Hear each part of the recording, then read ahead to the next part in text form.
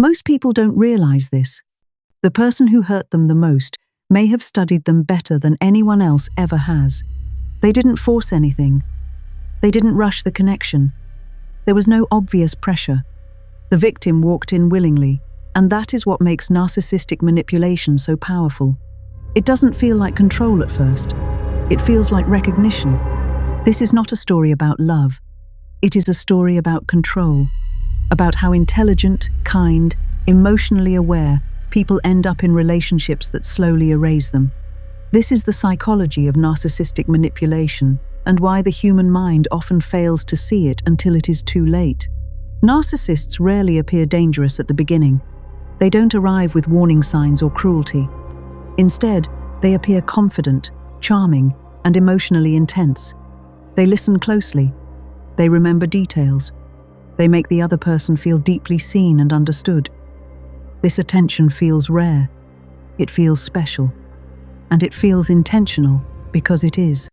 Psychologists call this process mirroring.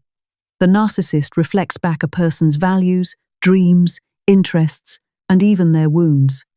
They become familiar very quickly, not because of fate, but because familiarity creates trust. The human brain is wired to feel safe around what feels known, even when that familiarity is unhealthy. Listen to this short story I would use as case study. Emily was 32 years old when this happened. She was independent, emotionally intelligent, and not searching for validation. She wasn't desperate for connection or approval. Then she met Daniel. Daniel seemed different from anyone she had known before.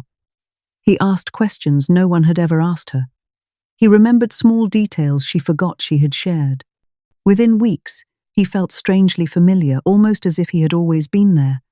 What Emily didn't realize was that Daniel was learning her emotional patterns. Narcissists instinctively detect abandonment wounds, approval needs, and unresolved childhood dynamics. They don't label them consciously, but they feel them. Then, slowly, they position themselves as the solution, not loudly, not obviously, quietly. At first, Daniel praised Emily constantly. He called her rare, different, special. But over time, the tone shifted. The compliments became conditional. "You're amazing," he would say, "but you overthink. I love how sensitive you are," followed by, "But you're too emotional." These statements didn't sound abusive. They sounded reasonable, and that was the danger. This is where manipulation truly begins. Not with cruelty, but with confusion. Psychologists refer to this as intermittent reinforcement, a cycle of affection, withdrawal, and affection again. The brain becomes addicted to emotional relief. Emily began questioning herself. She replayed conversations at night, trying to figure out what she had done wrong. She apologized often, even when she wasn't sure why. Daniel remained calm through all of it. When she expressed concern, he would say, "You're imagining things." This is gaslighting. And gaslighting doesn't feel like lies, it feels like self-doubt. The narcissist rarely says, "I'm wrong." Instead, they say, "You're confused." Over time, the victim stops trusting their own memory, emotions, and judgment. Emily started keeping notes on her phone not because she was obsessive, but because reality felt unstable. When Daniel discovered the notes, he laughed. "That's not healthy," he said. And in that moment, Emily felt ashamed for trying to protect her own sense of truth. People often ask, "Why didn't you just leave?" But trauma bonds feel like love. The brain begins to associate pain with closeness and relief with survival. Leaving doesn't feel like freedom, it feels like withdrawal. When Emily tried to pull away, Daniel suddenly became perfect again. He apologized. He promised change. He cried. And her brain responded with hope.